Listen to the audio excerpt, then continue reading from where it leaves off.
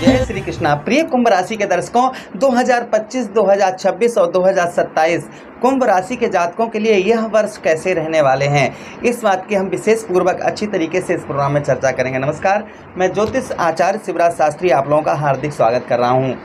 ये वर्ष जो हमारे बीत गए वो तो बीत गए, किंतु 2025 और 2026, 2027 ये बड़े ही महत्वपूर्ण वर्ष आपके जीवन के होने वाले हैं। विस्तार पूर्वक अच्छी तरीके से हम चर्चा करेंगे यह वर्ष आप लोगों के कैसे होने वाले हैं। चलिए देखिए, ये बात हम इन 4 ग्रहों के आधार पर कहेंगे। जो ये हमारे 4 ग्रह हैं, पहले शनिदेव महाराज जो 2.5 वर्ष तक एक राशि में गोचर करते हैं, राहु और केतु महाराज 18 महीने एक राशि में गोचर करते हैं। उसी के साथ ही साथ में देवगुरु बृहस्पति 1 वर्ष एक राशि में गोचर करते हैं। तो ये लंबी अवधि तक एक राशि में रहने वाले ग्रह हैं। हम इन्हीं ग्रहों के बारे में समझें क्योंकि यही ग्रह सबसे ज़्यादा हमारे जीवन को परिवर्तन करते हैं। चलिए अब समझने का प्रयास करते हैं। कि यह वर्ष हमारे लिए जो आने वाले हैं ये कैसे रहेंगे। सबसे पहले हम देवगुरु बृहस्पति की बात करेंगे। अभी देवगुरु बृहस्पति 18 मई 2025 तक आपके 14 मई 2025 तक आपके केंद्र पर आपके चतुर्थ भाव पर रहेंगे। फिर आपके 2025 में 14 मई के बाद आपके पंचम भाव पर आएंगे, आपके षष्ठम भाव पर होंगे, आपके सप्तम भाव पर होंगे 2027 तक। शनिदेव महाराज अभी आपके लगन भाव पर बैठे हैं। यही शनिदेव महाराज ठीक 29 मार्च 2025 को आपके लगन भाव से आपके द्वितीय भाव अर्थात आपके धन भाव, आपके कुटुंब भाव, आपके परिवार भाव पर गोचर करेंगे। और 27 में आपके 27 तक आपके कहाँ पर रहेंगे, आपके धन भाव पर ही रहेंगे। केतु महाराज, अब हम बात करेंगे केतु महाराज की। अभी कहाँ पर हैं, अभी आपके अष्टम भाव पर हैं। ठीक मित्रों, 18 मई 2025 को आपके सप्तम भाव पर होंगे और साथ ही साथ में 2027 तक कहाँ पर होंगे, आपके षष्ठम भाव पर होंगे। ठीक है। अब राहु महाराज की बात करते हैं। राहु महाराज अभी धन भाव पर हैं। 18 मई 2000 राहु केतु साथ साथ में ही राशि परिवर्तन करते हैं। तो राहु महाराज आपके लगन भाव पर होंगे, आपके व्यय भाव पर, आपके 12वें भाव पर होंगे। तो ये ग्रहों का गोचर 2027 तक होगा। चलिए अब हम आगे बढ़ते हैं और समझने का प्रयास करते हैं यह वर्ष हमारे जो आने वाले हैं यह कैसे रहेंगे। सबसे अगर अच्छा आप अपनी कुंडली पर परामर्श विश्लेषण विस्तार पूर्वक अच्छी तरीके से करवाना चाहते हैं तो हमारे दिए गए नंबर पर, आप स्क्रीन पर नंबर शो कर रहा होगा, आप उस पर संपर्क करके व्हाट्सएप पर आप हमसे अपना अपॉइंटमेंट फिक्स करवाकर आप हमसे बात कर सकते हैं। चलिए अब हम आगे बढ़ते हैं और समझने का प्रयास करते हैं कि यह वर्ष आपके जो आ रहे हैं यह कैसे रहेंगे। सबसे पहले हम देवगुरु बृहस्पति की बात करेंगे। अभी आपके चतुर्थ भाव पर हैं। 18 मई 2025 को आपके पंचम भाव पर आ जाएंगे। तो पंचम भाव हमारा क्या है, बुद्धि का स्थान है और संतान का स्थान है। तो देखिए देवगुरु बृहस्पति किसके कारक हैं, बुद्धि के बुध महाराज हैं, और देवगुरु बृहस्पति संतान के कारक हैं, भाग्य के कारक हैं। और यही देवगुरु बृहस्पति आपके धनेश भी बनते हैं। और धन हमारा कहाँ पर आएगा 2025 में 18 मई के बाद में आपके पंचम भाव पर। तो पंचम भाव पर देवगुरु बृहस्पति आपके बुद्धि पर, आपकी बुद्धि पर सबसे बड़ा इफेक्ट डालेंगे। जो बुद्धि अभी आपकी काम नहीं कर रही है, यह बुद्धि आपकी बहुत अच्छी काम करना प्रारंभ कर देगी। 2025 से और 26 के बीच में आप अपनी बुद्धि से बहुत अच्छा धन कमा पाएंगे। पैसा जो अभी तक आपने नहीं कमा पाया, 2025 में आप बहुत अच्छा धन कमा पाएंगे, प्रथम चीज़। दूसरी चीज़, आपके पेट संबंधी रोग कष्ट परेशानी दूर होंगी। जिनको संतान का सुख नहीं प्राप्त हो पा रहा है उनको संतान का सुख प्राप्त होगा। 100% लिख कर रख लीजिए, आप गुरु बृहस्पति आपके पंचम भाव पर होंगे। अच्छा, उसी के साथ ही साथ में आगे हम बात करें कि यहाँ पर पंचम भाव में लव लाइफ, जिन लोगों की लव लाइफ खराब हुई है उन लोगों की लव लाइफ बहुत अच्छी होगी 2025 से और 26 के बीच। और 26 से 27 आपके कहाँ पर होंगे, यानी कि 25 में 26 और 26 में फिर 27 आपके षष्ठम भाव पर होंगे। तो आपको वाहन का सुख दिलवाएंगे। आपके ऊपर कर्ज बहुत ज़्यादा लगा हुआ है, वह कर्ज आपका कम करवाएंगे। कब, 2026 से 27 आपका कम कर्ज, जो कर्ज बहुत ज़्यादा है वहाँ कर्ज आपका दूर करवाएंगे। उसी के साथ ही साथ ज्योतिष वगैरह में, जैसे ये ज्योतिष का है तो इसमें रुचि बहुत ज़्यादा आपकी बढ़ेगी। ज्ञान दान सत्संग के कार्यों में आपकी रुचि बहुत ज़्यादा बढ़ेगी।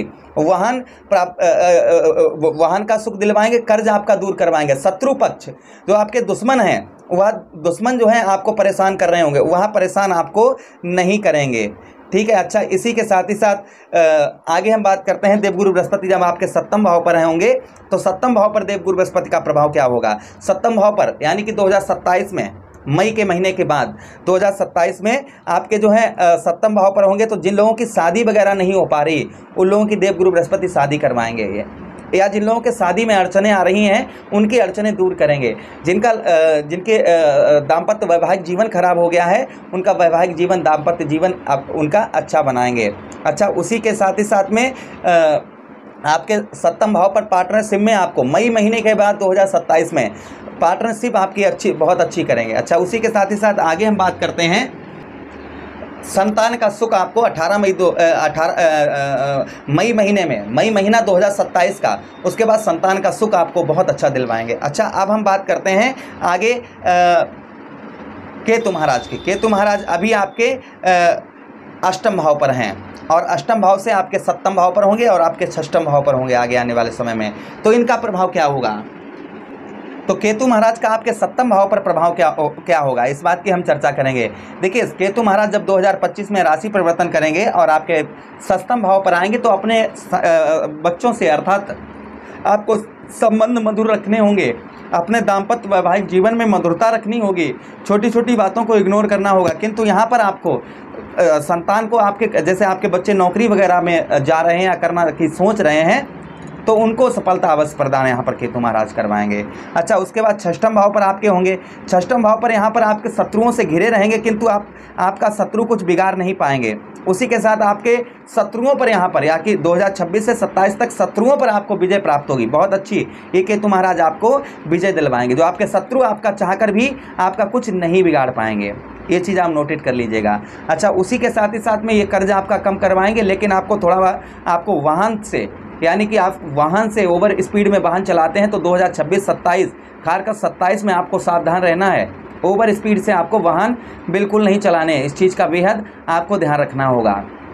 अच्छा, यहाँ पर आपके दो भाव में राहु केतु महाराज आपके विराजमान होंगे। अब हम बात करेंगे राहु महाराज की, कि राहु महाराज का प्रभाव क्या होगा 2025 से और 27 तक। अच्छा, राहु महाराज अभी आपके धन भाव पर हैं, आपके लगन भाव पर आ जाएंगे 18 मई 2025 को। तो राहु महाराज यहाँ पर कामुक प्रवृत्ति देंगे, कटुभाषी, यानी कि आप भाषा का आपको बहुत ज़्यादा अपने ध्यान रखना होगा, लोगों से कम बातचीत करनी होगी और लोगों से जितनी मधुरता से आप बात करें उतना ही आपके लिए कामयाबी आपको ये राहु महाराज आपके लिए लेकर आएंगे। अच्छा, उसी के साथ ही साथ में आपके लगन भाव पर यहाँ पर होंगे तो आपको स्थान परिवर्तन भी ये कराने का प्रयास करेंगे 2025 से और 26 के बीच। तो आपको ध्यान से स्थान परिवर्तन बिल्कुल नहीं करना है। उसके बाद में आपके कहाँ पर आ जाएंगे, आपके व्यय भाव, अर्थात आपके 12वें भाव पर आएंगे।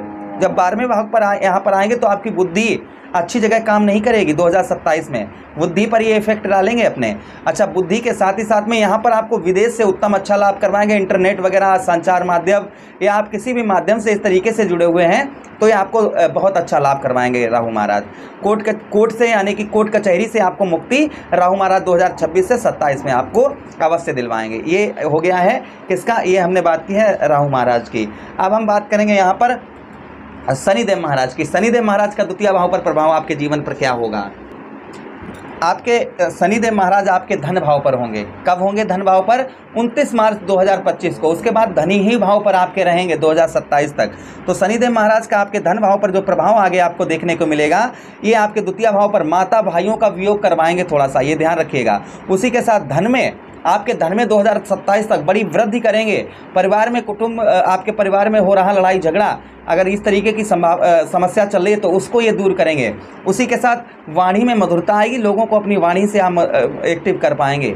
किंतु जब तक यहाँ पर राहु महाराज अभी हैं तब तक आपको वाणी पर नियंत्रण रखना चाहिए। 2029 मार्च के बाद आपके धन भाव, क्योंकि देवगुरु बृहस्पति की राशि में होंगे और देवगुरु बृहस्पति का सम्मान करते हैं शनिदेव महाराज, तो आपका अवश्य ही उत्तम अच्छा करेंगे।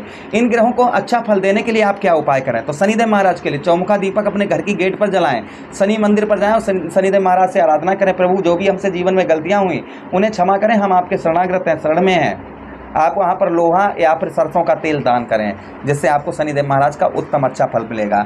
राहु महाराज के लिए शनिवार के दिन और सोमवार के दिन शिवलिंग पर धतूरे का पुष्प और धतूरे का फल चढ़ाएं, भगवान शिव से आराधना करें, बोले बाबा राहु महाराज का जो अशुभ प्रभाव हमारे जीवन पर पड़ रहा है उसे रोकें, हम आपके शरणागत हैं, आपके शरण में हैं प्रभु, तो अवश्य ही आपको लाभ होगा। अच्छा, उसी देवगुरु बृहस्पति के लिए गुरुवार के दिन विष्णु सहस्त्र नाम का पाठ करें, उसी के साथ केले के जड़ पर हल्दी डालकर आप जल चढ़ाते रहें, जिससे आपको उत्तम अच्छा फल मिलेगा।